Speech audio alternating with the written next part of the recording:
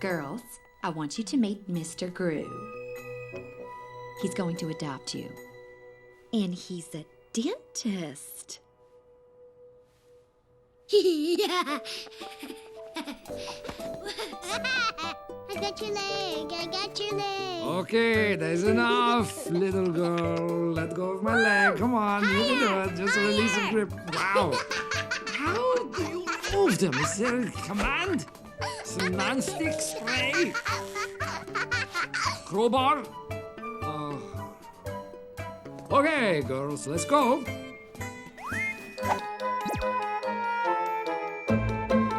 I'm Xenia, your real-life English fluency coach. And today we're learning English with a sweet and hilarious 2010 movie, Despicable Me. So Gru's a washed-up supervillain. This means that he was once successful and famous, but is not anymore. So he comes up with a plan that will put him back in the spotlight. He's gonna rob the moon.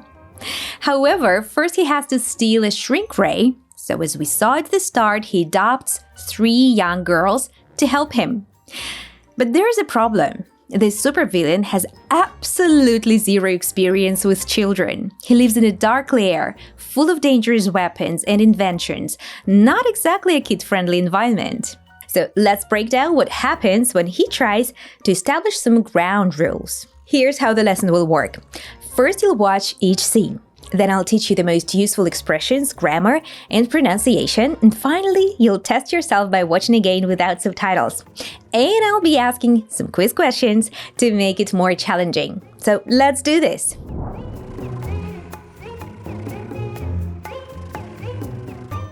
As you can see, I have provided everything a child might need.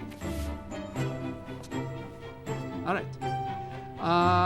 Okay. As I was saying, hey, Somebody broke that. Okay. Clearly, we need to set some rules.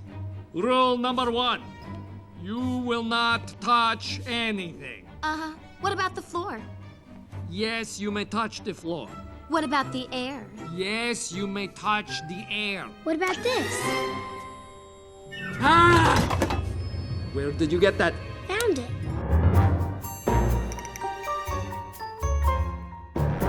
In that hilarious first scene where Gru adopts the girls, we already have some great advanced expressions to learn. And if you want to remember these expressions forever, so you can confidently and naturally use them in your next conversation, whether at work or with friends, but let me share you something that will help you a lot. It's our magic flashcards on the Real Life app. They use science to bring back words for review right when you're about to forget them. That way, expressions like washed up, in the spotlight, let go, and set some rules will stick in your head like super glue. You'll speak much more like a native. Check it out for free right now with the link in the description. Now let's actually learn all of these everyday expressions. Go with my leg. Come on, you can do it. Just release the grip. Let's start off with a common phrasal verb. Let go means to stop holding on to something or someone. It's super common in everyday English. You might hear, you need to let go of the past and move forward, or let go of me. Check out this other real-life example. Impatience is fear of the present. Let go of desire. Let go of fear. Be in the present. Release the grip is a more formal way of saying let go. When you have a grip on something, you're holding it tightly. To release means to let something go or set it free. This phrase is often used in instruction manuals, like release the grip slowly to avoid injury. As Gru is an evil genius, he often uses advanced technical language like this. And this is part of the movie's humor, because it contrasts with how most people speak to children, using simpler, cuter language. We see him continue treating the children like a technical problem he needs to solve in the next line. Wow. How do you remove them? Is there a command? Some non-stick spray? Crowbar?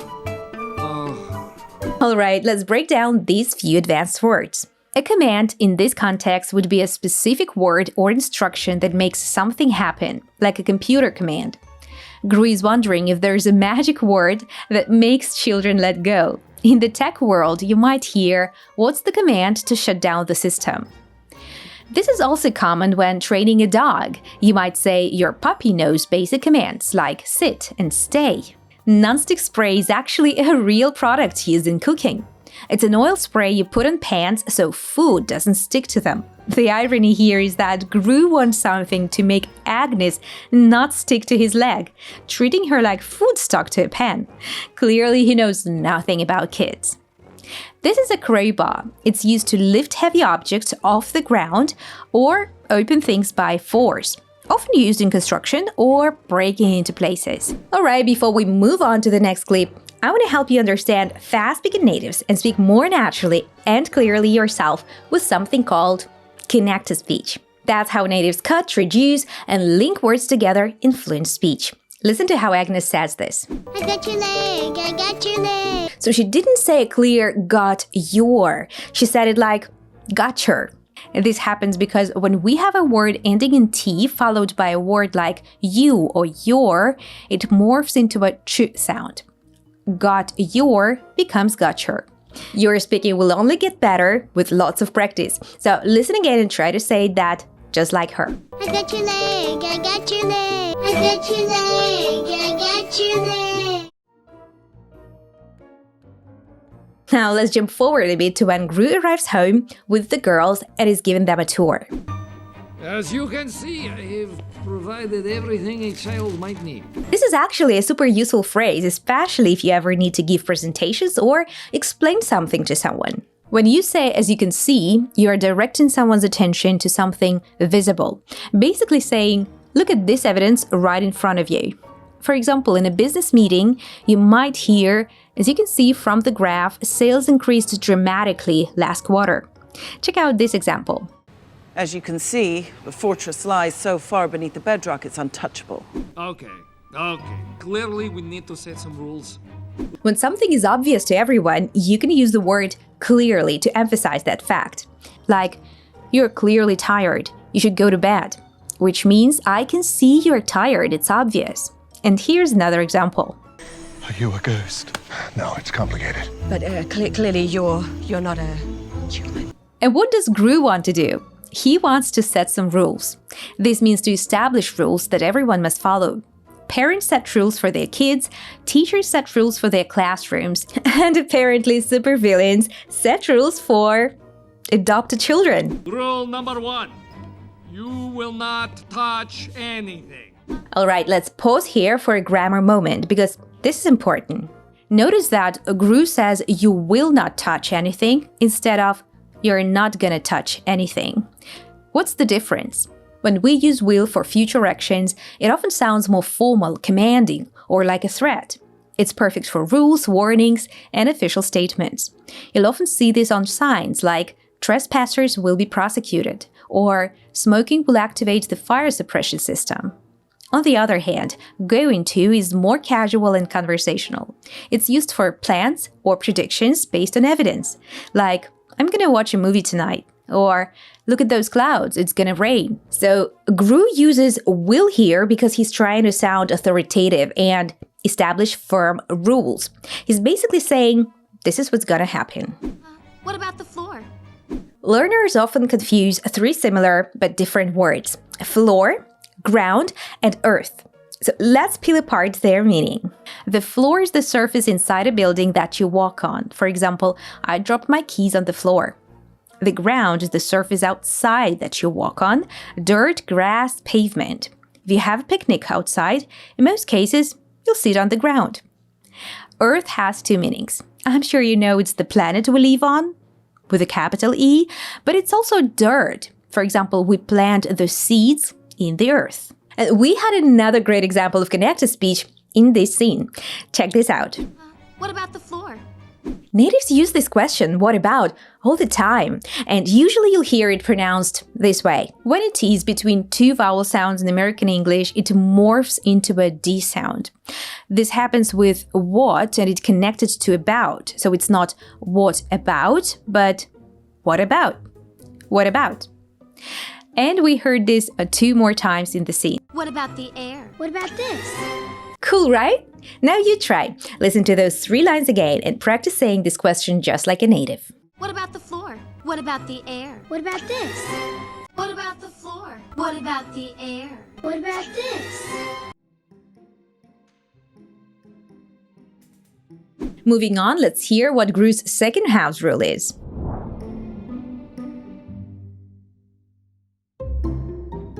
Okay, rule number 2, you will not bother me while I'm working. Rule number 3, you will not cry, or whine, or laugh, or giggle, or sneeze, or burp, or fart. So, no annoying sounds, right? Does this count as annoying? Very. I will see you in 6 hours. Okay. Don't worry. Everything's going to be fine. We're gonna be really happy here. Right? Agnes?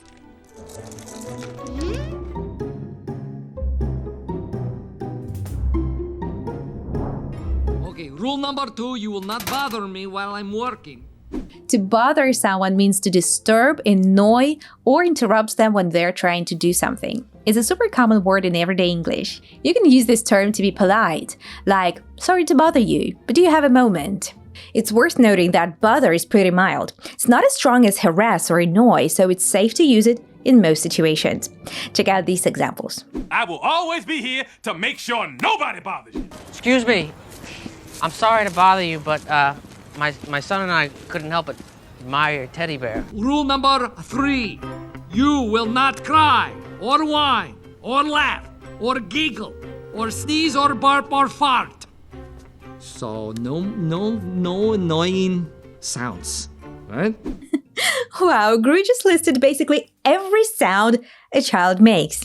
Whining is when someone complains in an annoying, high-pitched voice. Think of it as complaining, but in the most irritating way possible. Check out this example. You're going to be my deputy trainees. Oh, come on, stop whining. You kids are soft. You lack discipline. And what do you think giggle means? To laugh very loudly at something hilarious? To laugh quietly, usually because something is funny in a silly way? Or to make fun of someone?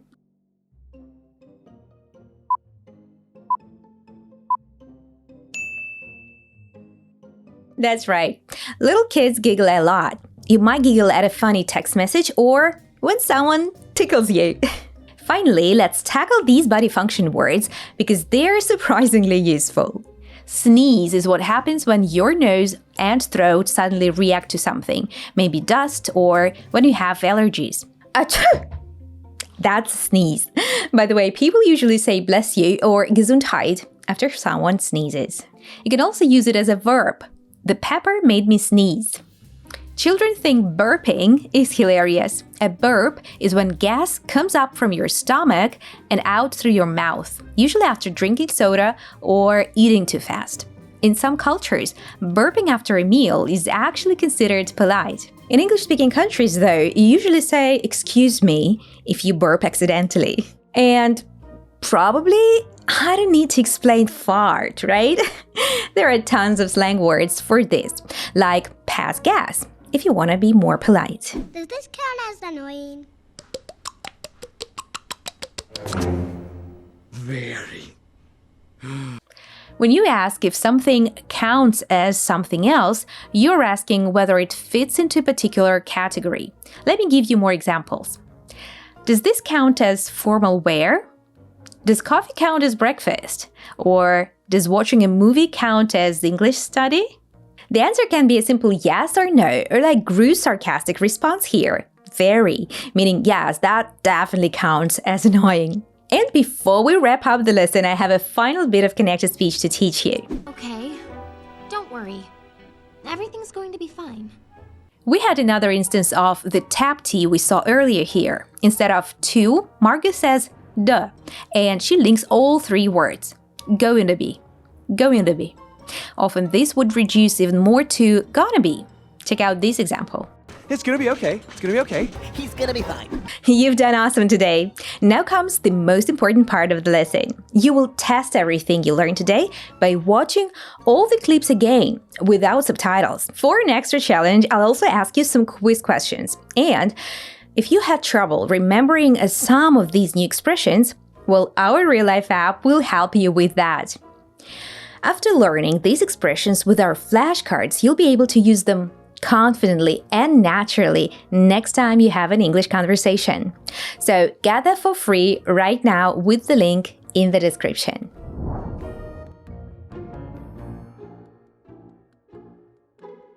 Girls, I want you to meet Mr. Gru. He's going to adopt you. And he's a dentist.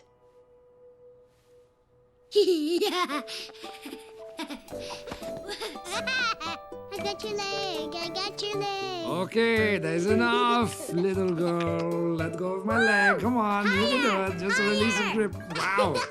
How do you remove them? Is there a command? Some non-stick spray?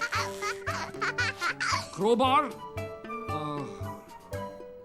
Okay, girls, let's go. As you can see, I have provided everything a child might need. Which of these is not an appropriate situation to use as you can see? When presenting data in a meeting? When showing someone physical evidence? When talking about your personal feelings?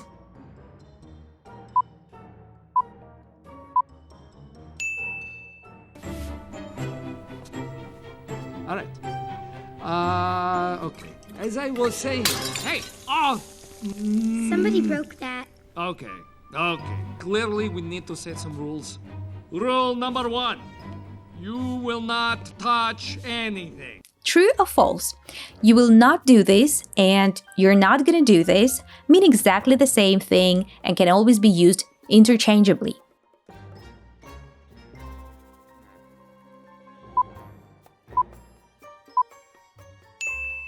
False. Will not is more formal and commanding, perfect for rules, while not going to is more casual and conversational. What about the floor? Yes, you may touch the floor. What about the air? Yes, you may touch the air. What about this? Where did you get that? Found it. Fill in the blank. Sorry to you, but could you help me with this?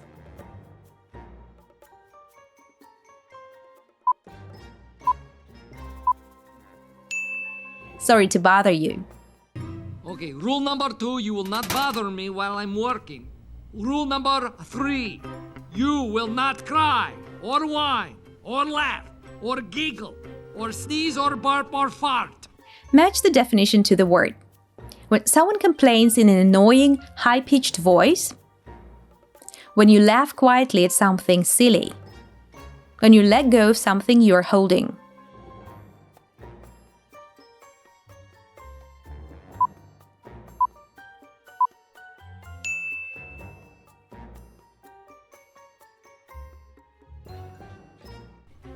So no annoying sounds, right? Does this count as annoying? Very. Write a sentence using "Does this count as" about something in your daily life. Share your example in the comments. For example, does scrolling through social media at 2 a.m. count as relaxing?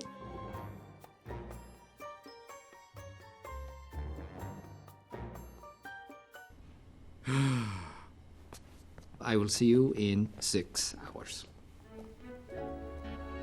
Okay. Don't worry. Everything's going to be fine. We're gonna be really happy here. Right? Agnes? I had so much fun teaching you with this hilarious movie. And if you want to understand fast-speaking natives without getting lost, without missing the jokes, and without subtitles, we help you do it with 2 new lessons every week. Hit the subscribe button and bell down below to join our community of over 10 million global citizens, and you won't miss a single new lesson. I like to move it, move it. I like to move it, move it. Yeah, I like to move it. I like to move it, move it. I like to move it, move it. I like to move it, move it.